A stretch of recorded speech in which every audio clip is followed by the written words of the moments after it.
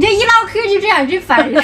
丈母娘经营10多年的商店干不下去，倒闭了。附近的居民越来越少，再加上丈母娘身体原因，这2天正在赔钱甩货。我干这么多年了，就舍不得。我还得上火。不行，太激动了。真有点上火。那2天一说甩货天，这整的眼泪巴上。天天那样，就不能吃饭。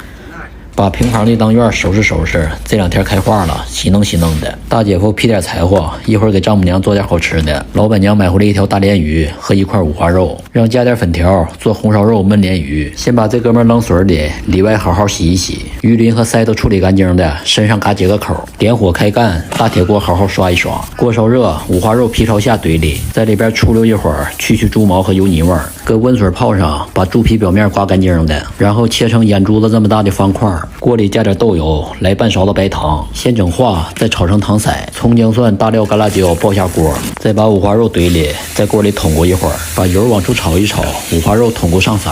呲里1杆大绿棒子，酱油再甩2勺子，自来水多加点，整它半锅。盐必须给到位，再弄点13乙，从锅底插个竹帘子，防止糊锅。大鲢鱼直接跳里，扣上锅盖开焖。大姐夫烧火是一把好手，看看嘎嘎旺。焖40分钟，把泡好的粉条请进来，再和点苞米面，锅边贴上1圈大饼子，盖上锅盖继续焖。